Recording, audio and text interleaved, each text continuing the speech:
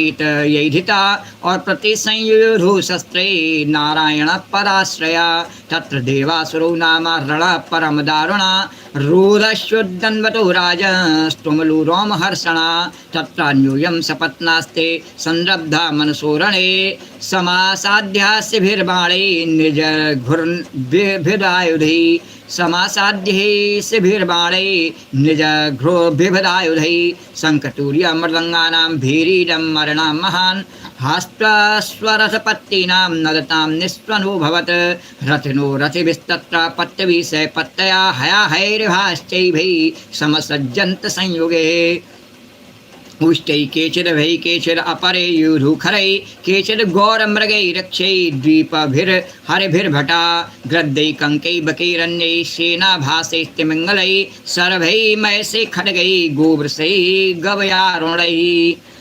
शिवाभिरा खुवि केचिद् कृक्लासै शनेशै नरै वस्तरैकै कृष्णसारै हासैरन्यै च सूकरै अन्ये जलस्थल खगे सत्वै विकृत विग्रह सैनयोरुभयो राजन् विश्रुतेस्ते ग्रतो ग्रतः सैनयोरुभयो राजन् विश्रुतेस्ते ग्रतो ग्रतः।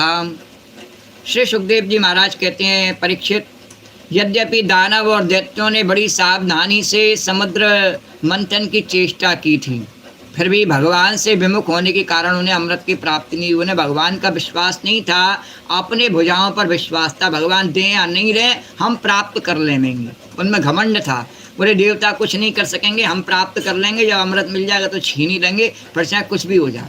पहले ही उनके मन में दुर्भावना थी, इसलिए उन्होंने ऐसा किया। तो भगवान ने जैसी उनकी भावना थी वैसी उनको सिद्ध कर दी। भगवान ने कहा, तुम्हारी जो भावना थी वही तुम्हारे साथ में परिणाम किए देते हैं, अमृत तुम्हें नहीं देते हैं। तो राजन, भगवान ने समुद्र को मत करके और अमृत निकाला और अपने निर्जन देवताओं को पिला दिया। बोले देवताओं को हमारा विश्वास है, इनको पिला देते हैं। फिर सबके देखते देखते ही वे गरुड़ पर सवार होकर के वहाँ से चले गए। भगवान ने कहा, आगे की लीला होने दो, तब तक मैं बीच में से अंतर्धान हो जाता हूँ। जब दैत्यों ने देखा कि हमारे शत्रुओं को तो बड़ी सफलता मिली, तब वे उनकी बढ़ती सह न सके। उन्होंने तुरंत अपने हथियार उठाए और देवताओं पर धावा बोल दिया। इधर देवताओं ने एक तो अमृत पी करके विशेष शक्ति प्राप्त कर ली थी और दूसरे उन्हें भगवान के चरण कमलों का आश्रय था ही। बस वे भी अपने अस्त्र शस्त्रों से सुसज्जित होकर दैत्यों से भिड़ गए। परीक्षित, क्षीर सागर के तट पर बड़ा ही रोमांचकारी और अत्यंत भयंकर संग्राम हुआ। देवता और दैत्यों की वह घमासान लड़ाई देवासुर संग्राम के नाम से कही जाती है। और ये देवता और दैत्यों का संग्राम सतयुग से लेकर अब तक चल ही रहा है। कुछ लोग देवताओं की नीति पर चलते हैं, कुछ राक्षसों की नीति पर, तो अब तक संग्राम चलता ही रहता है। और दोनों ही एक दूसरे के प्रबल शत्रु हो रहे थे और दोनों ही क्रोध से भरे हुए थे। एक दूसरे के सामने आमने सामने पाकर के तलवार, बाण और अन्य अनेक अस्त्र शस्त्रों से परस्पर चोट पहुंचाने लगे एक दूसरे को। उस समय लड़ाई में शंख, तुरई, मृदंग, नगारे और डमरू बड़े जोर से बजने लगे। हाथियों की चिंगाड़, घोड़ों की हिननाहट, रथों की घरघराहट और पैदल सेना की चिल्लाहट से बड़ा कोलाहल मच गया। और रणभूमि में रथियों के साथ रथी, पैदलों के साथ पैदल, घुड़सवारों के साथ घुड़सवार एवं हाथी वालों के साथ हाथी वाले भिड़ गए। उनमें से कोई कोई वीर ऊँटों पर, हाथियों पर और गधों पर चढ़कर लड़ रहे थे, तो कोई कोई गौर, मृग, भालू, बाघ और सिंहों पर।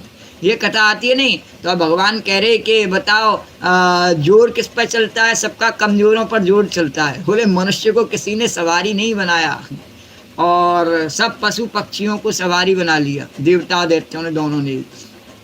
बोले वो बेचारे कुछ कर नहीं सकते, उन्हीं को बनाया। और कोई कोई सैनिक गिद्ध, कंक, बगुले, बाज और भास पक्षियों पर चढ़े हुए, तो बहुत से तिमिंगल, मच्छ, सरब, भैंसे और गेंडे, बैल और नीलगाय और जंगली सांडों पर सवार थे। किसी किसी ने सियारिन, चूहे, गिरगिट और खरहों पर ही सवारी कर ली, किसी को नहीं छोड़ा। और बहुत से तो बकरे, कृष्णसार, मृग, हंस और सुअरों पर चढ़े थे। इस प्रकार जल, स्थल एवं आकाश में रहने वाले तथा देखने में भयंकर शरीर वाले बहुत से प्राणियों पर चढ़ करके कई दैत्य दोनों सेनाओं में आगे आगे घुस गए। और दैत्य ही दैत्य दिख रहे थे। लड़ने के लिए। दूसरी सेना में भी दैत्य घुस गए और वहाँ भी घुस के लड़ने का उन्हें इतना आपस में ही पहले लड़ने लगे।